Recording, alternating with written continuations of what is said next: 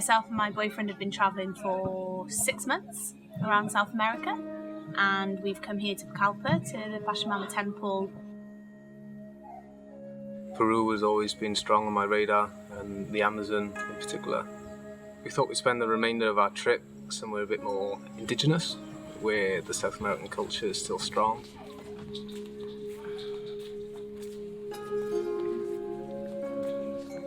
On the final day of our retreat, we found out that the coronavirus has, I guess, taken over the world, which is a little bit of a surprise, a little bit of a shock. Which is actually really good timing, because I prefer to be here than anywhere else in the world at the moment. We're quite far away from the fear, and we're quite detached.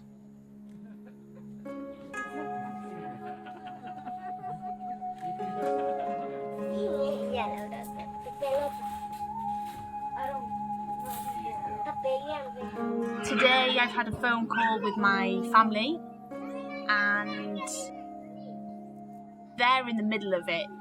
I'm here and I'm, I guess, outside of the whole situation. I don't really hear it on the news every day. I don't see police on the streets or anything like that, whereas they see that. So they're a little bit more worried, and I guess they want me to come back home. So for the first time today, I've had to possibly reconsider my options.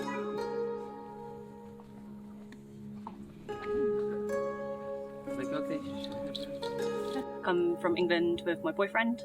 We have chosen to start off our travels around Peru, coming to the temple to do the 7-day retreat.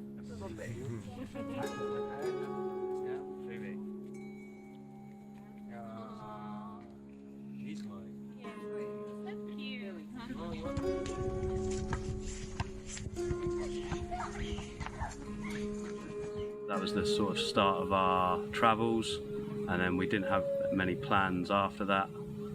We just knew we wanted to do that with the indigenous people and then move on after it. So that's where we are now. We didn't realise it was going to get this bad. There was no indication that there might be lockdowns. Everything's gone into lockdown, so that's kind of put our travels, everything on hold. So I came here to volunteer. I've been here about 2 months and working, doing some construction projects and that sort of thing, and then also participating in some of the healing that goes on here. I was supposed to leave yesterday. I had a flight out to go back home yesterday and be home in time for my son's birthday. He's turning 8. I've had to work through a lot of disappointment and frustration at not being able to be there with them during this time. Externally, I just try to put on a very stoic face and keep going about my business, keep plugging away, but internally it's been a roller coaster. I miss my kids so incredibly much. If I focus on that though, it gets very discouraging and I can go to a very dark place very quickly. we finished the retreat on such a high, and then literally within 12 hours you're just like plummeting down, and you're just like, it just shows you that those two polar opposites of you can be in eternal bliss and then just brought back down to earth. But we all kind of laughed it off, to be honest. We didn't really take it seriously. I didn't want to get involved with it. I didn't want to dive into that collective fear. I felt like everybody was panicking and going a little bit crazy, I guess. This whole toilet paper situation just made me laugh rather than cry with fear or anxiety. I thought it was ridiculous. My initial thoughts are that this is all going to blow over. And I think it's being played up to be a lot more than it is, as is always done in the media. But there's also a possibility that it's not, and I'm kind of underestimating it. And it's kind of portrayed that we have a window to leave, and if we don't catch this window, then the borders are going to be closed for a lot longer. What are your options? I don't know what my options are. I need to get in touch with the embassy, tell them that I'm here, so at least I'm on some sort of list, I'm assuming, so they know that I'm here, even though they've got my fingerprints from when I entered the country, so they should know that I'm here. But I guess to let them know specifically where I am. I don't know what we want to do. Like, I just live day by day, and everything happens for a reason. Like, if this has happened because we're not meant to be travelling over here at this point in our lives, and so be it, but we can always still come back and try again. Yeah, but some decisions to be made, maybe.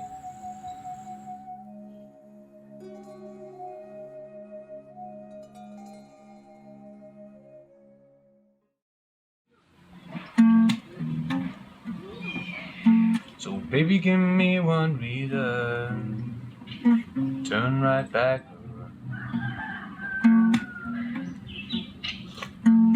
Baby, give me one reason, turn right back around. Tomorrow go chasing you around, wasting my energy. We have people here from different places in the world as well. People take it in turns to cook, play board games, watch a movie now and again. We have space for yoga and meditation and working out. There's a few instruments around, and it's a really good opportunity to grow.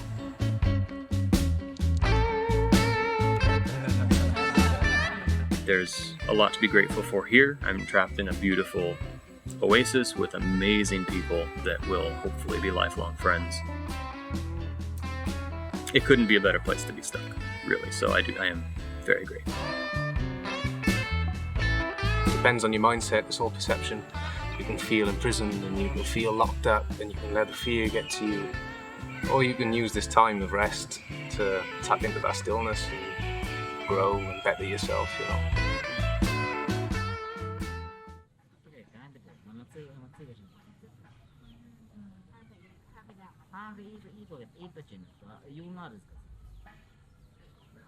I'm very lucky to be here in Pachamama Temple.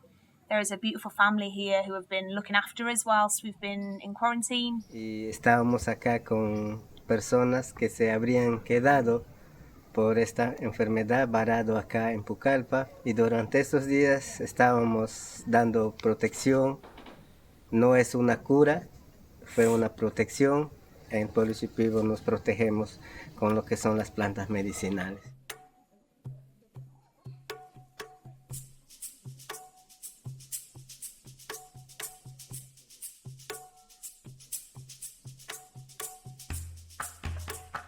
Also, Mama Rosa has given us a special flower bath since this all happened in aid to protect us from the coronavirus.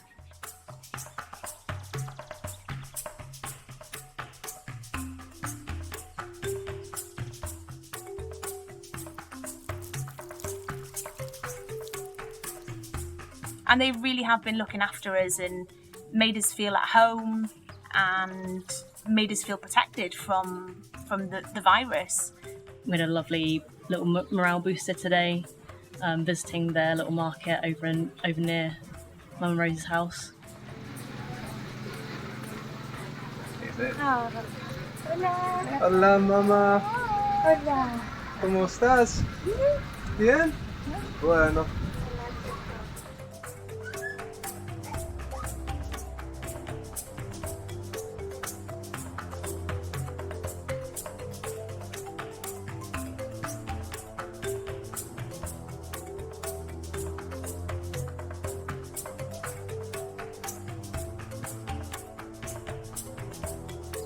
It's an honour for us to give back to family directly, and we feel that that's a nice way to return the favour.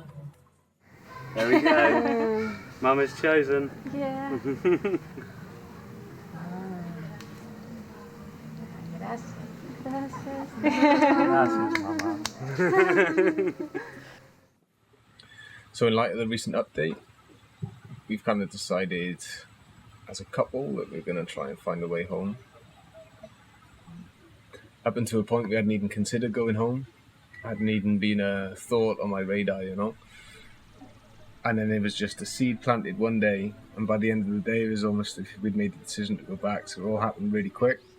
Peru has announced that they've extended their lockdown quarantine to the 12th of April, so it kind of It's a bit of a spanner in the works for us. We are weighing up our options now as to getting home or staying in the quarantine for another 2 weeks. Just don't know what to do. I haven't told my family the current situation because I don't want them to worry. Because I don't want to fill them with fear and I don't want to fill them with hope. So until we know something dead cert, then we'll go from there. There's a big part of me that I don't know the sort of storm I'm going home to, you know.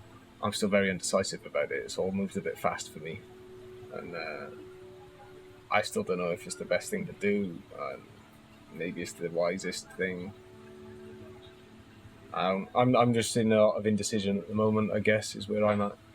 But everything will come into fruition, I think, in the next few days. What's your gut instinct telling you? I think stay. And I think...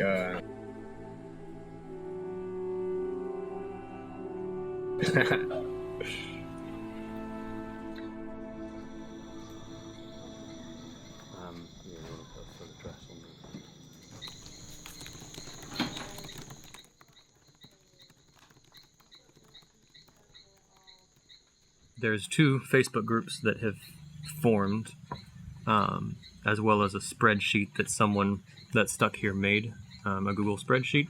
She made it public, and we've just been putting our names on. And at this point, it's just about at 3,000 people, and I'm sure there's lots more people that are actually here because those are just the people that are on Facebook. I got into contact with a lady named Brittany Garvin Albury, who has been involved with rescue efforts during Hurricane Dorian. She's been commended by President Obama when he was in office. And somehow got in contact with her and suddenly became her point person for all of the non-Cusco and Lima people. And so I quickly became in charge of helping compile lists of each city, helping keep that organized, helping spread the correct information, because there was a lot of information, a lot of misinformation flying around. Brittany herself has been extremely involved in public. I've been on calls with her where she tells me what's going on behind the scenes, and so then I relay that information to everybody via the Facebook groups.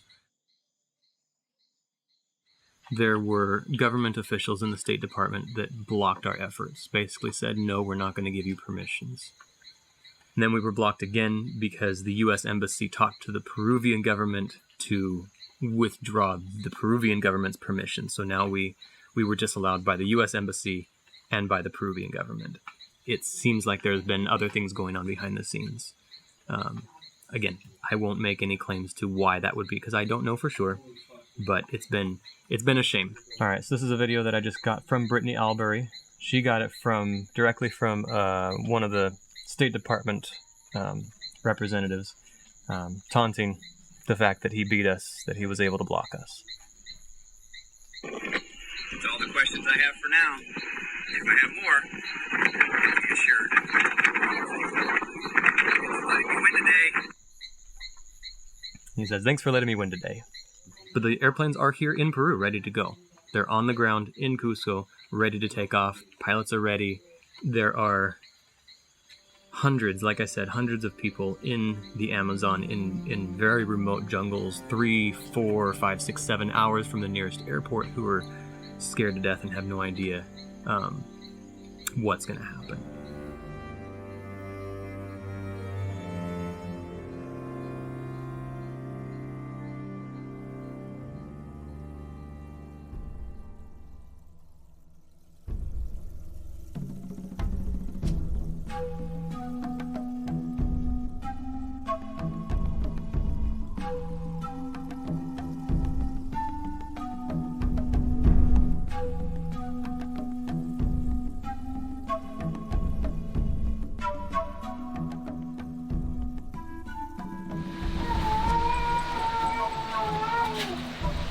Oh, Sarah, come on. Oh, my life, you absolute beauty.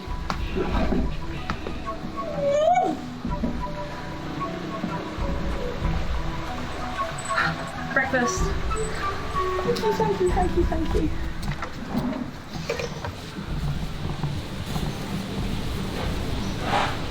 Thank you for coming into my room. maybe we'll find you a new home.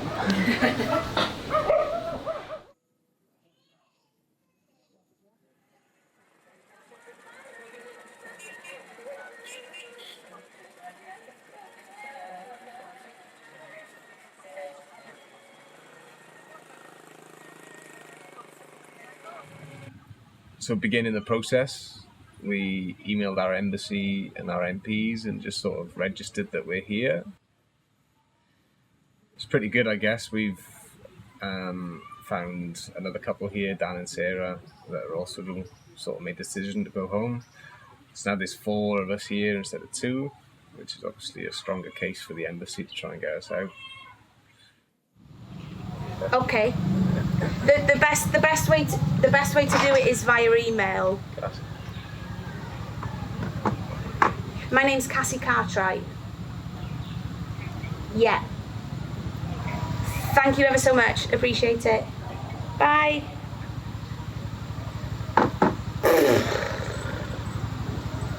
So there's a bus going on Sunday, leaving Pucallpa at 1 o'clock to take us to Lima, and then there's a flight going from Lima on Monday.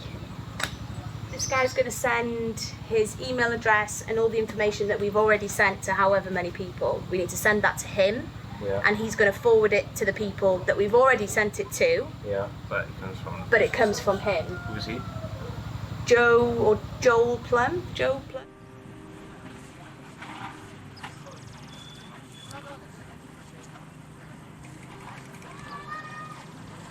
My role was coordinating the information that people gave me here, getting that to the British Embassy in Lima, who were coordinating with other European embassies, and trying to ensure that people got in from the river communities they were in. The whole country goes into curfew at 4 p.m. every afternoon, and that curfew is lifted at 5 a.m. each day. So people who go out to work and to the shops and to the bank and to pharmacies for essential journeys. In the West, we used to go into the supermarket and doing the weekly shop and then nipping out to the corner store for things. People here don't live like that. They have 20 or 30 solids, £6 to £8 a day in their pockets, and they go out in the morning about 6 o'clock, 7 o'clock, often as a couple, because they're bringing back 3 kilos of rice and some yuca and some bananas and some fish and some chicken and some other fruits, and that's the day's food. People from the West who are here on holiday have no need to know that because they don't generally go into the barrios and out into the jungle communities. So communicating to the UK travellers what was going on, trying to get them to be very courteous if they were stopped by the police. The police, the Army, the Navy and the Air Force were all doing roadblocks, and in the case of the Amazon here, river blocks. I think Peru's taking a pretty strict stance on it at the moment, as they kind of need to. Being a developing country, I guess once it outbreaks here, they're going to struggle a bit more to contain it. And maybe they don't have the resources and the healthcare to really contain it, and the isolation. But in that light, things are getting a little bit extreme, more down in Cusco than here. I've heard a lot of stories about Cusco being a little bit crazy. I work for the Peru mission as projects coordinator. We're sending out solidarity parcels. Yesterday we sent out 120 solidarity parcels to people on the River Nanay in a place called Bella Vista. There are quite large numbers of people with COVID. And one of the big problems that we're having in Iquitos is that the oxygen plant at the regional hospital was only working at 40% of its capacity. So COVID patients in a very serious stage of the illness, whose lungs were compromised, couldn't get air. So there's been a lot of deaths.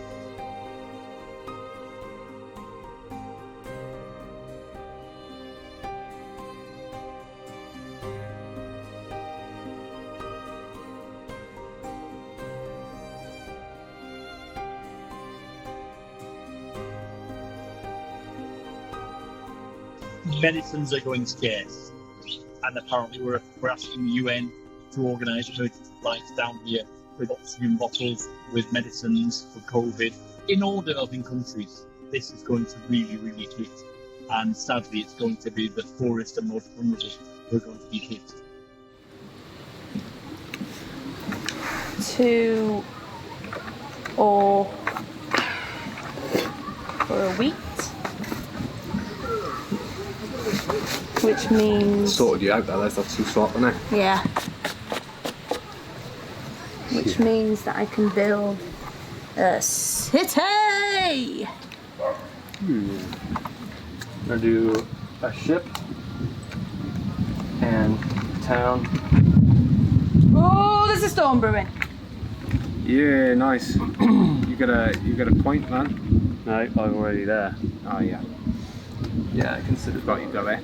Nice, bro. You got your point? Got my point. Good on you. There are international flights being presented to UK citizens via British Airways, but our problem is because we are an hour's flight out of Lima or a 17 to 24 hour bus journey to Lima, we're quite out of the way where we are. And at the moment it's also wet season, so roads are non-passable in places, so that could extend a bus journey. There are no guarantees of places on the flights from Lima to London, because it seems that there's quite a lot of passengers coming in from British passengers coming in from Cusco and Arequipa. But all the flights will go from Lima, hey? They will. Once we're in Lima, it's one... We're a step closer. Step closer. The only problem too is a lot of people are kind of dropping out now of this this flight, so they're saying that they don't want to go, which means the prices will go up because there'll be less people. And also there's no guarantee that it will fly, because say if there's only 5 of us that end up wanting to go, then again they can just pull the plug on that because it won't be worth it. Exactly. I think there's how many people are in Pucallpa? There's 17 I think altogether. Brits. I think whatever happens is best that we all stick Together. as 17, because that's a lot of people for the embassy want to get out. Yeah. All right, what happened? Now let's get down to real business. Sorry, one more thing. So the consensus is that we're going to say yes to the plane if the government approves. Okay. So if we can get, if they say that it's okay that we do that, that'll mean that hopefully they'll still help us when we arrive Lima. So everybody's going for that option. So we say yes to the plane if the government approves. Happy with that? Yeah. I'm looking for hay. I am, Joel. You're looking for hay, huh? I'll give you a an oar for it. Cass, who is also staying at the retreat, she's been doing a lot of backwards and forwards with logistics back home and people over here, pushing forwards very quickly in the space of 24 hours of getting us onto certain lists and people knowing where we are. It's been a whirlwind. Not much happened for a good couple of days. I was emailing loads of people and people from the embassy, my local MPs, looking at social media on Facebook and Twitter and trying to get hold of a WhatsApp group that was set up here in Pucallpa. I got in touch with them yesterday and they got back to me this morning, and it seems to all, I don't know, it's all come together within the past couple of hours. My mum got their contact. I don't know how. I don't know how. I guess mums just find a way, hey. So they're wanting you to come home? Yeah. Yeah, they're looking forward to getting me home. I had a FaceTime with them a couple of days ago and they were more or less pleading for me to come home. They really want me home, which I understand, and I think the main reason for me wanting to get home is to be with them, because we don't know what's going to happen. If it gets worse, I want to be with my family. And if it all blows over within the next 2 weeks, then I can be with my family and laugh about it. Once I get to London, I don't know what's going to happen then, because obviously the UK's on a major lockdown at the moment, and I don't know what the situation's going to be there with trains and buses, but hopefully I'll be home by Tuesday. Hitchhike on a Tesco lorry? I mean, I would. I probably would. Any way to get home, I guess, isn't it?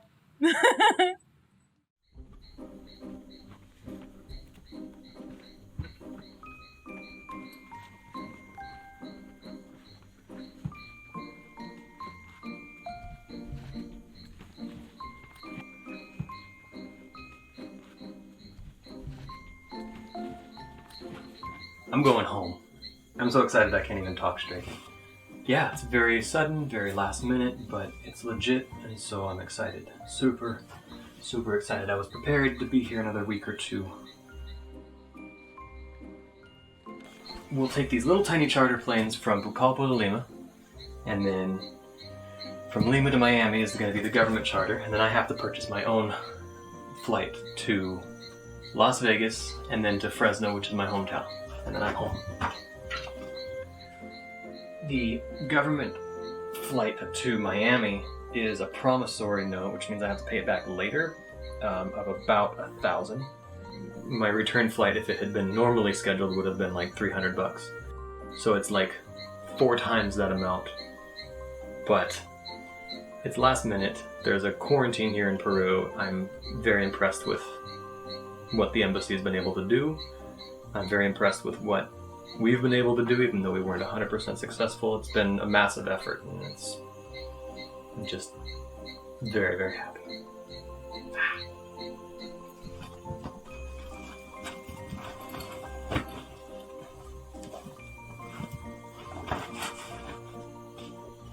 Are you going to miss Maloka? Of course I'll miss Maloka. She is a little B-word, but she's an adorable B-word. She loves cuddling, so when she's not like this, when she's actually worn out, she sleeps about like that all night until about 5 in the morning when she wakes you up doing this, and then you kick her out.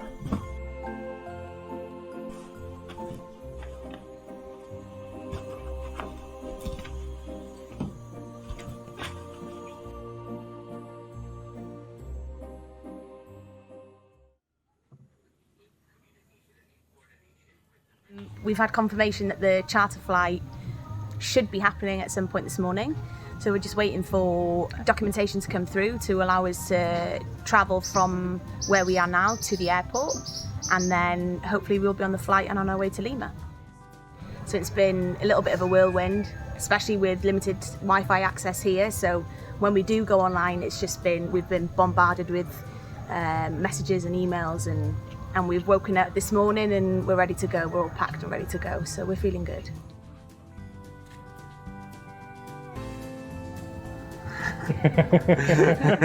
Awesome. Okay, listo. It's been emotional. It's been amazing. Nice to meet you, man. Yeah, you too. Bye. Lovely to meet you. Lovely to meet you too. You're a beautiful, beautiful person. So are you. Thank you for showing me, Jim. Yes. See you, Joe. Bye. Adios.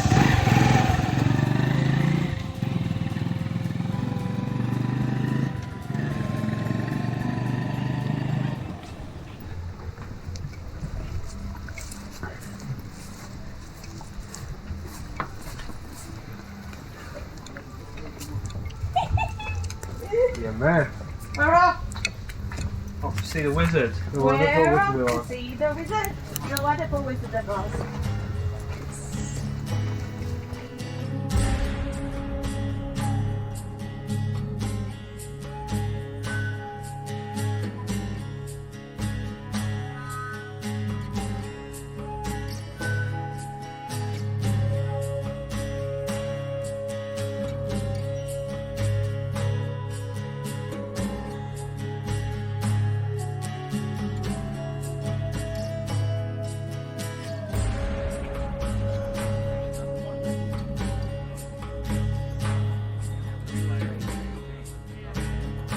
Every single bump. Yeah.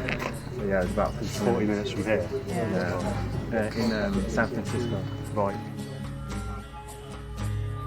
It's crazy. It's like a ghost town. You might see a tumbleweed go past in a minute. Police on every corner. Also the military involved.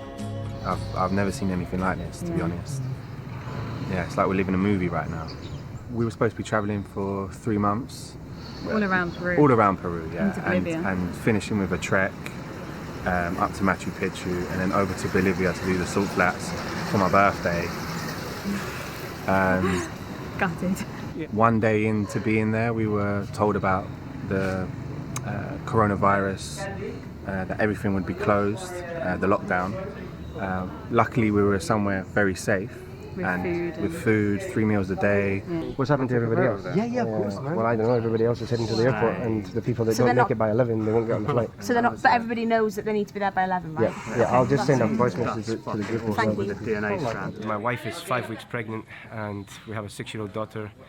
They're at home, alone, stranded, isolated, alone at home, and they really need my support. And knowing that my wife is now in the category of a highly vulnerable person back in Scotland, I need to get back home to her. And yeah, it's not been so easy making that happen. We still have no guarantees that in Lima that we'll get on that flight, but we figure it's our best chance. Yeah. It's an adventure. It's pretty, it feels a bit stressful, but what can you do? We have a flight in 50 minutes, so we got to get ourselves from right here, Café Elixir, Yarinacocha, to Pucallpa Airport, ASAP. Get out of here, man.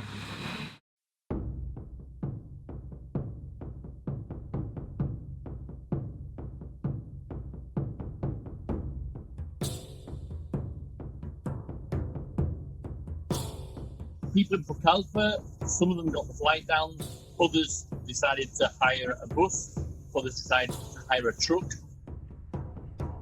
hire the vehicle with a driver or possibly 2 drivers, because the company would be being careful that people didn't get overtired during the journey, that they drove for maybe 8 or 9 hours and then had a break, or maybe even less.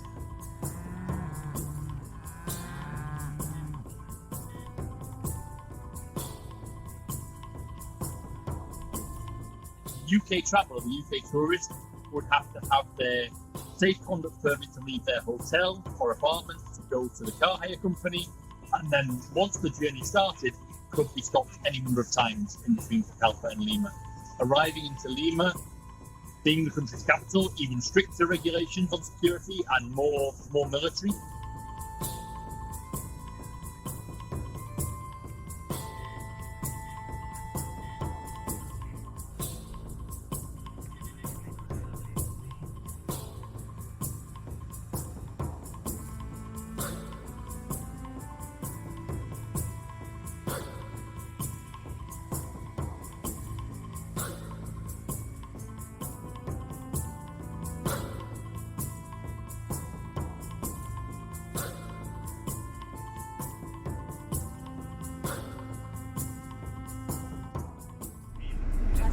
Just to explain how the day is going to pan out.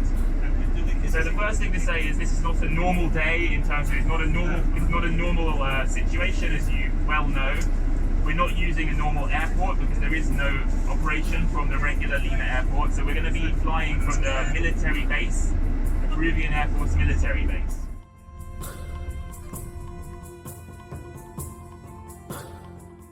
Along with a lady called Amelia, a gentleman called Mark John, who is in Pucallpa, he is from Scotland, to let me know that there were a group of British in Pucallpa who were keen to get down to Lima because they heard that there was a flight leaving to the UK the next day. So I was there living with a local Shipibo family in the family home of my maestro. So I apprenticed with the Shipibo tribe. Saturday the 28th of March, I was out with my maestro's daughters. By Sunday morning, I was with another one of my maestro's daughters, this time not going shopping, this time going out in a moto taxi, going from flight school to hunt down local pilots who I could negotiate with for them to fly this group of 17 of us from Pucallpa to Lima. They had been in this WhatsApp group for a week already, with differing levels and fluctuating levels of hope, desperation, and sadness and anger, and going through all the motions, all the works. And when I got through to the general directorate, they were like, "Who the hell are you?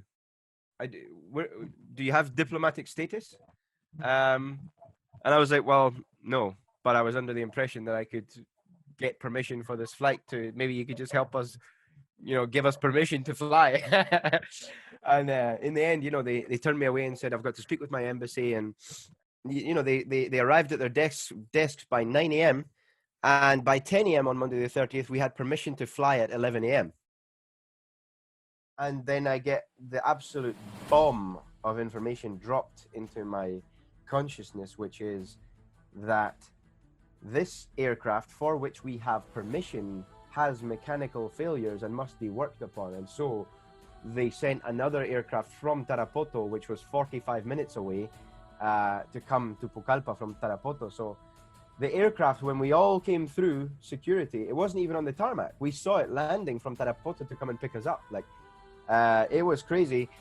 And it was more crazy, not just because of the time constraints, but because of the fact that we needed to resubmit the flight permission to the flight approval, you know, because the tail number on the aircraft was different to the original one. But, you know, no complaints from our end. The trials and tribulations that we went through on the way, geez, you know, police stopping us, checking all our passports, imposing the 1.5 meter rule, getting through the airport gate itself, showing the correct permissions, all the paperwork that we need to show to get through the airport gate. The maximum weight capacity of the aircraft was 1,500 kilos, and we made that by 125 kilos. 26 hours on Monday the 30th, we knew that the repatriation flights were scheduled to leave by 2:30 p.m. So we had, and this flight, a small aircraft, takes a bit longer than the big commercial one. And another one. Oh my gosh. Pucallpa over the jungle for a good hour and 15 minutes, then over the Andes for another 40 minutes or so, then coming down over the lower foothills of the Andes into Lima. An absolutely phenomenal, breathtaking journey, but at the same time, quite a perilous journey. And at that point, we were received by the British military and the British embassy officials. And then that was it. We were taken on a bus to British Airways repatriation flight without even leaving the tarmac.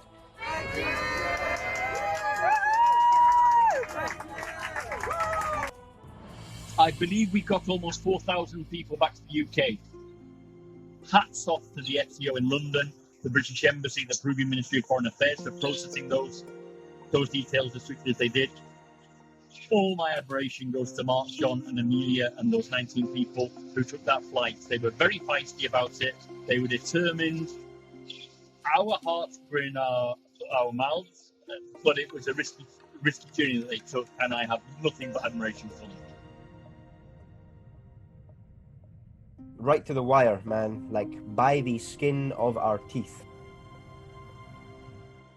It was a bit of a culture shock, to say the least, but yeah, I'm glad to be back with my daughter and my wife. I get to cook for them and take care of them.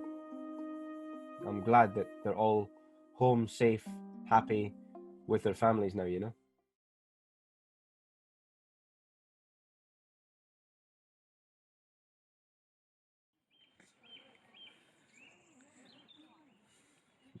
From the Amazon to Pontypool, mate. Just takes a bit of readjusting sometimes. It's good to be back, man. In the scheme of things, once I was home, I'm like, oh, I'm actually glad I'm back. You know, I wasn't sure for a long time, was I? Once I got back, I was like, nah, that's probably a wise decision, you know.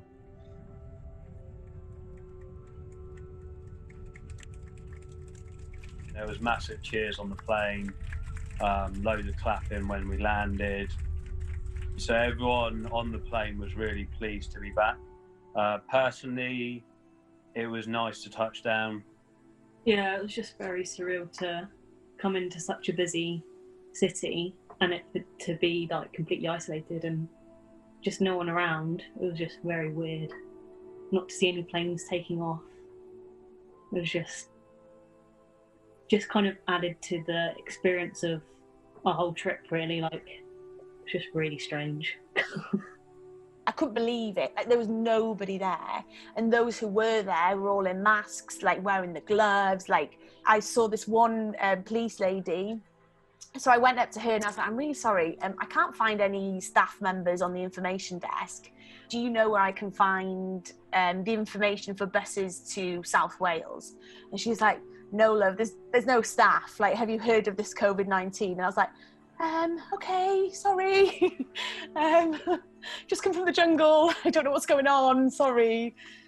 Like, I was expecting to come back and see army on the streets and stuff like that, and there's none of that. Where over in Peru, there's a lot more military action to get people to stay where they are. It is a lot stricter over there. We were kind of like in a little bit of a bubble, so then to come back and to land in London with all of this going on, it was a little bit of a shock to the system, because I wasn't quite expecting it to be like that. It kind of like burst my travelling bubble straight away, and it's just like, okay, here's reality, welcome back.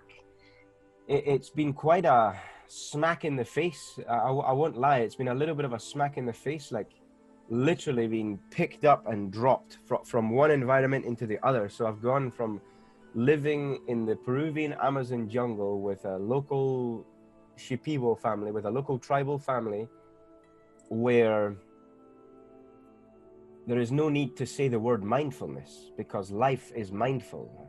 Presence is natural over there. Like, you just live in the moment with very little levels of stress and anxiety in general.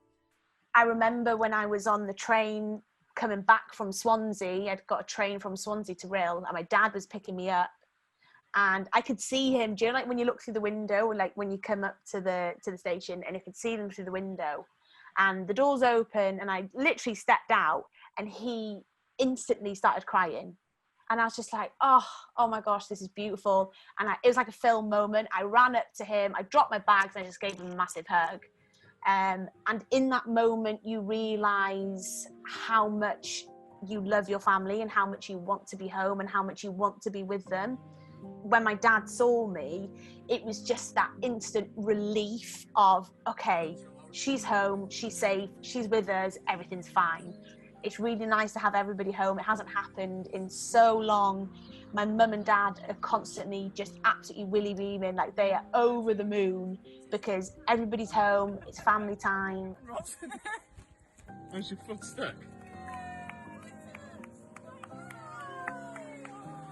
Having everybody around the table having a cup of tea, like they love it, and it's really nice. It makes you realise how lucky you are to have that family around you.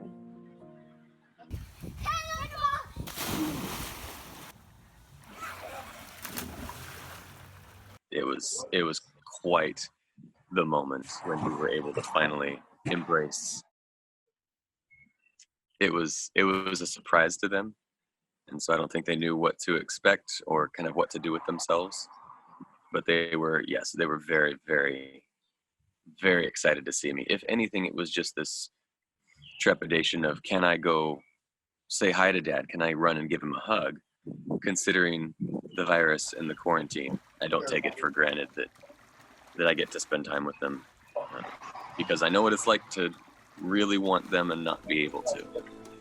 So it was good. It was really, really good. It was so interesting, man. That whole experience, especially leaving Peru, kind of felt like getting out on the last helicopter out of Vietnam sort of thing. Like, it was just so intense. The timing had to be right. Military was around. It was not your conventional way of getting out of a country or even getting onto an airplane. Everyone brought their luggage and sort of put it in the aisles and sat in long rows. And then the embassy came through, and the drug sniffing dogs came through, and customs came through and stamped our passports there as we were just sitting in the hangar. It was very interesting because they wanted us to keep social distancing, but only in certain areas. So getting on the bus, obviously we were in close quarters. Getting off the bus and walking to the aircraft, they made us walk, 3 meters apart. But then getting on the aircraft, we were fine to sit next to each other again. So it seemed like very interesting, maybe pointless distancing that they were trying to enforce. The Peruvians seemed to be in really good spirits, joking, laughing, taking pictures. Granted, it's 5:30 in the morning. Sorry, 4:50. But this is eerily empty. My next flight left at 5:30 in the morning, so I just slept in the airport there. In the course of about 48 hours, I was on 5 different airplanes. It was a weird experience, which was an adventure that I really enjoyed and don't really want to do again. So the timing of everything was pretty crazy. For us, we went from full-scale revolution in Santiago, flew from there to the temple in Pucallpa, and had a week with Mother Ayahuasca. The serenity of the retreat compared to the revolution in Santiago, to coming out of the retreat into lockdown in Peru, and then boom, straight into the crazy, back to the UK, but actually not what I was expecting, and actually like into the calm and into the time of reflection. And I think everyone is going through their own time of reflection, and everyone's preparing for the birth of a new world, I think. And it gives us that opportunity for change, and it's shown us absolute serenity where industry has stopped, and we will reintroduce things slowly into a new way of living. Things are going to have to change. People are noticing that there's less pollution, they can breathe better. The impact on the environment, I think everybody's noticed that. I can't tell you how many people have told me how beautiful it is to listen to the birds outside. Like, the birds have always been there, always. It's just that we have noticed that less aeroplanes in the air, like there's less pollution. So people are starting to pick up on that, and the listening to the birds, I think, is the first indication that there are improvements happening. I think this has given everybody a chance just to slow down and just to be like, okay, cool. I've got all the time in the world. Everything's fine. I'm just going to stand here and I'm just going to be patient. In many ways, what it's shown me very clearly is these are ways for us to cover the completely insane underlying reality that we've created for ourselves in this modern world. Keeping busy, keeping structured, keeping productive, keeping moving, bam. It's like, I've learned that it's almost like a way of avoiding going insane. Like, literally. This whole thing is putting everyone in the present, because you can't plan, and if you look back at what it was, you're just going to get depressed and unhappy. I've also realised that being with family, family's really important to me. I've lived away from home for about 10 years, and I actually didn't realise how much I missed my family and how much I love them. I kind of stepped away from that. One thing about coming home for me is I've never felt a sense of community where I live, but that's changing, and that's really beautiful. Even though there are a lot of people who are grieving, and it has been an extremely tough time for some people, there are a lot of people out there who are trying to find the positive in all of this, and I do think those people will rise up and they will help those who are grieving to get through this. It's that whole sense of community. We are one community, we are all one, and therefore we will help each other to get through this, and we will look back at this at some point in life. We will look back at it and realise the lessons that we'd learned. Ultimately, people are good. And at a grassroots level, individually, people are rising up, and they're waking up, and they're digging deep into who they are. They're kind of rousing themselves from that slumber that's caused by routine and busyness and you know, the status quo.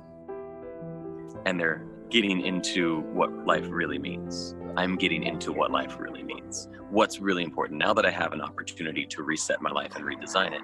What am I going to do with it?